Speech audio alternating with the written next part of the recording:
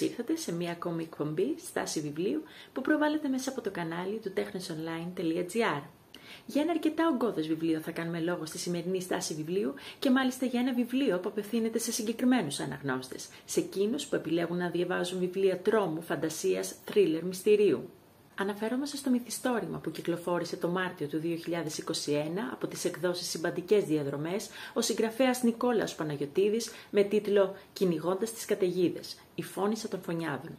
Και αυτό εδώ είναι το εξώφυλλο του βιβλίου, αρκετά σκοτεινό, τρομακτικό και μυστηριώδες, όπως ακριβώς και η ιστορία του. Και πάμε να διαβάσουμε το βιογραφικό του συγγραφέα. Ο Νικόλαος Παναγιωτίδης έχει γεννηθεί τον Νοέμβριο του 1978 στη Θεσσαλονίκη και κατοικεί μόνιμα στο Δήμο Σικιών Θεσσαλονίκης. Η καταγωγή του εκμητρός είναι από την Επισκοπή Βερίας και εκπατρός από το Κρυονέρι Λαγκάδα. Σπούδασε βοηθός μικροβιολόγου, αλλά ποτέ του δεν ασχολήθηκε με τη συγκεκριμένη ειδικότητα. Εργάστηκε για πολλά χρόνια στον ιδιωτικό τομέα, ώσπου μια μέρα αποφάσισε να τα παρατήσει όλα και να ασχοληθεί με το μοναδικό πράγμα που αγαπούσε πραγματικά: την αποτύπωση των ιστοριών φαντασίας και τρόμου του επάνω στο χαρτί. Κυκλοφορεί το πρώτο του βιβλίο, «Κυνηγώντας τις καταιγίδες, σκιές βαθιά μέσα στη νύχτα», από τις εκδόσεις Ελκυστής. Στο πιστόφυλλο του βιβλίου διαβάζουμε: μια ιστορία αγάπης διαφορετική από τις άλλες. Μια ιστορία αγάπης αρρωστημένη στο μεδούλι της. Ο κυριαρχικός πλαστικός χειρουργός Έκτορας Δούκας λαμβάνει μετά από πολλά χρόνια αναμονής το πολυπόθητο κάλεσμα για την ενιγματική πόλη της Εκάτης. Αποχαιρετά αμέσως την οικογένειά του και μαζί με την υποτακτική γραμματέα ερωμένη του Μάρθα Στάμου ξεκινάνε οδικός την πρώτη ημέρα του Σεπτέμβρη το ονειρεμένο ταξίδι. Σύντομα ένα απρόσμενο ατύχημα τους αλλάζει ρόλους, τους αλλάζει ζωές. Το θύμα γίνεται θήτης, ο κυριαρχικός γίνεται υποτακτικός, το θύραμα γίνεται θηρευτής. Αν δεν μπορέσουν οι ίδιοι να κυνηγήσουν τις εφιαλτικές καταιγίδες τους, τότε θα πρέπει να φυλαχθούν, γιατί θα τους κυνηγήσουν οργισμένα εκείνες.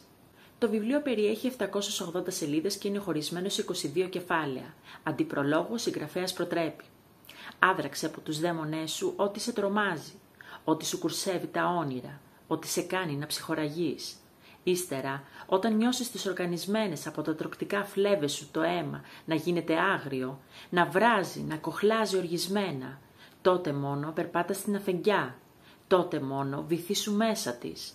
Οι δαίμονες λατρεύουν το σκοτάδι και πλέον θα θεωρούν ότι είσαι ένας από αυτούς. Και πάμε να διαβάσουμε ένα μικρό απόσπασμα από την έναρξη του βιβλίου. Κεφάλαιο 1, το κάλεσμα. Όλα ξεκίνησαν πριν έρθουν οι καταιγίδες, πριν το σκοτάδι καταπιεί το φως, πριν οι μέρες τους γίνουν καταραμένες. Ο Έκτορας Δούκας γεννήθηκε ένα ζεστό ανοιξιάτικο πρωινό, αλλά μόνο την άνοιξη δεν έφερε με την παρουσία του στη γη. Όταν ο πατέρας Χριστόδουλος βρέθηκε για πρώτη φορά απέναντί του στην εκκλησιά, με σκοπό να τελέσει το μυστήριο της βάφτισης, αμέσως κατάλαβε, αμέσως αισθάνθηκε την παρουσία ενός απόκοσμου πλάσματος να του κυριεύει την ψυχή. Το όμορφο μωρό που αντίκριζε ήταν η προσωποποίηση του κακού, ένας σκοτεινός δαίμονας. Έπρεπε να τον πολεμήσει, να τον βγάλει, να τον ξεριζώσει από το οθό του το βρέφος. Το μυστήριο της βαφτίσεως μετατράπηκε σε μυστήριο εξαγνισμού, καθώς το βουτούσε με μανία στο αγιασμένο νερό της κολυμβήθρας, ουρλιάζοντας ταυτόχρονα προσευχές. Επικαλέστηκε τον Άγιο Γερμανό, ζητώντας του βοήθεια. «Άγιε Γερμανέ, έλα κοντά μας και με τη βιολετή σου φλόγα κάψε, εξάγνισε, εξισορρόπησε και εναρμόνισε τούτο το τέκνο του Κυρίου μας. Δώσε του και πάλι ζωή, δώσε του και πάλι δύναμη, δώσε του και πάλι το Άγιο Πνεύμα σου και δέξου του ταπεινά δίπλα σου». Κατά τη διάρκεια του σύντομου, παράξενου μυστηρίου, που δεν ολοκληρώθηκε ποτέ, ο Έκτορας δεν έχισε δάκρυ στο αγιασμένο είδωρ που του έκυγε το σώμα. Ούτε και όταν αναδύθηκε από την τρίτη κατάδυση, όταν το θέαμα έγινε αποκρουστικό. Τα σημάδια της σφοδρής μάχης του καλού με το κακό αποτυπώθηκαν στο τρυφερό κορμάκι του. Βαθιές, κατακόκκινες πληγές είχαν χαραχθεί πάνω του, αλλοιώνοντας την εξωτερική του εμφάνιση και μετατρέποντάς τον σε ένα έκτρωμα. Ήταν η στιγμή που όλοι οι παρευρισκόμενοι πάγωσαν. Πιο πολύ από όλους ο πατέρας Χριστόδουλος, που βλέποντας τις δυνάμεις του κακού να υπερισχύουν μέσα στον ιερό χώρο, λύγησε. Σχεδόν πέταξε το παιδί μέσα στην κολυμβήθρα, γονάτισε και άρχισε να φωνάζει, να ουρλιάζει ξανά προσευχές, να ψέρνει, να κάνει το σταυρό του. Ύστερα σηκώθηκε ανέκφραστος, με εντελώς παγωμένα όλα τα χαρακτηριστικά του προσώπου σαν νεκρός και μίλησε στο πλήθος. «Θλίβομαι, αλλά δυστυχώς ιτηθήκαμε». Το επόμενο απόσπασμα που θα διαβάσουμε είναι από το 7ο κεφάλαιο με τίτλο «Οι μαύρες χήρες». Κανείς δεν μπορεί να φανταστεί την ύπαρξη μιας τόσο ενιγματικής πόλης πίσω από τα τεράστια τείχη τα οποία την κυκλώνουν ολάκερη. Πυκνή βλάστηση, μυστηριώδης πανίδα, που παρά τις συνεχόμενες προσπάθειες καταξιωμένοι επιστήμονες δεν έχουν κατορθώσει μέχρι σήμερα να μελετήσουν. Η Εκάτη, αυτή η εξαίρετη πόλη γοτθικής αρχιτεκτονικής, είναι ένας ιδηλιακός τόπος, μια αχανής κρυμμένη κοιλάδα, καλά φυλαγμένη από τον υπόλοιπο κόσμο, που όπως ισχυρίζονται οι ίδιοι εκλεκτοί κάτοικοί της, δεν τον χρειάζονται. Πίσω από τα πρώτα επιβλητικά τείχη, με πάχος 10 μέτρων και ύψος που ξεπερνά τα 30, βρίσκονται οι 12 επαρχίες της. Κάθε μια τους ξεχωριστή, ιδιαίτερη, γεμάτη μυστικά, γεμάτη μύθους που σου προκαλούν μια παρατεταμένη ανατριχύλα σε όλο το κορμί ακούγοντάς τους. Το κάστρο των Σπηλαίων, η Σανταράχη, η γη των γερόντων στις Καταβόθρες, η Άκανθος, ο Σκύρπος, το Έρευος, η 8η ημέρα, ο Κέρβερος, η Δρακοντιά, η Αγρυπνία, η Γαλάζια Κουκουβάγια, το Σκαπέτι. Όλες βρίσκονται εκεί, πλάι στην Εκάτη, σαν δεξί χέρι, σαν αριστερό, σαν ολάκυρο το κορμί, το οποίο όμως περιμένει καρτερικά για να εκτελέσει εντολές μόνο από τον εγκέφαλο, την Εκάτη. Κάποιες φορές ωστόσο ο ανθρώπινος οργανισμός ταράσσεται, σχεδόν συνθλίβεται και καταραίει, χωρίς να λογαριάζει τις συνέπειες, τις καταστροφές. Πριν από πολλά χρόνια η πρώτη εξέγερση των επαρχιών πότισε με περίσσιο αίμα τα διψασμένα χώματα της καταραμένης του της πόλης. Σύντομα ο πόλεμος θα αρχίσει ξανά. Το ξέρω, το νιώθω, το βλέπω, το καρτερώ. Η Δημαρχία της Εκάτης αποτελεί τον ανώτερο στόχο για κάθε εκλεκτό εξαίματος των επαρχιών. 12 επαρχίες, 12 υποψήφοι. Υπάρχουν πολλές περιπτώσεις καταγεγραμμένες, κατά τις οποίες οι υποψήφοι για το προεκλογικό χρήσμα της Δημαρχίας δεν ήταν εκλεκτοί εξαίματος, αλλά απλοί πολίτες της κάθε επαρχίας. Κανένας τους δεν το πίστευε ότι το κάλεσμα θα λάβαινε σάρκα και οστά για δεύτερη φορά. Σας ενημερώνω λοιπόν, βάσει πληροφοριών που κατόρθωσα με κίνδυνο της ζωής μου να συλλέξω, ότι η επιλογή εκλεκτών έχει ήδη αρχίσει. Άνθρωποι όλων των ηλικιών, από κάθε γωνιά του πλανήτη, εφόσον πληρούν τα κριτήρια, θα διαβούν από τα σημεία ελέγχου της πόλης ελεύθερα. Όλοι θα πάρουν το δρόμο τους. Όλοι θα δεχθούν χωρίς αντιρρήσεις τις θέσεις για τις οποίες έχουν επιλεχθεί. Δεν υπάρχει επιστροφή έπειτα από αυτό. Σύντομα έρχονται οι καταιγίδες και όπως διατείνονται οι σοφοί γέροντες, τίποτα δεν θα είναι όπως παλιά και τίποτα δεν θα μείνει όπως παλιά. Και πάμε να διαβάσουμε το τρίτο απόσπασμα που είναι από το κεφάλαιο 20 με τίτλο «Η Καλύβα με το Αγιόκλημα».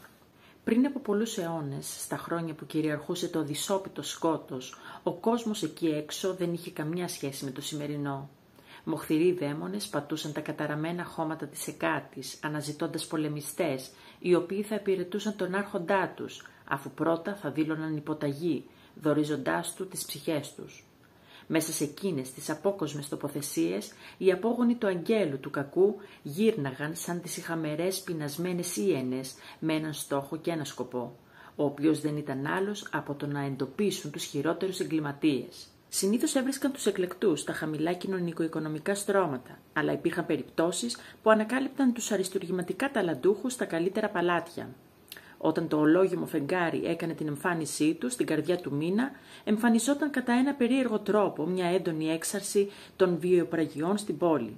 Υπήρχαν μάλιστα περιπτώσεις που είναι καταγεγραμμένες σε ημερολόγια, τα οποία θα τα βρείτε αν φυσικά σας το επιτρέψουν οι σοφοί γέροντες με τις κομμένες γλώσσες, αλλά και οι σοφοί τυφλοί καλόγεροι που υπηρετούν το φως στις κατακόμβες της επαρχίας τους. Καθώς η νέα σελήνη βρισκόταν στην κορύφωσή της, ο έκπτωτος άγγελος περπάτησε πάνω στα αιματοβαμμένα χώματα της καταραμένης πόλης για στρατιωτική επιθεώρηση.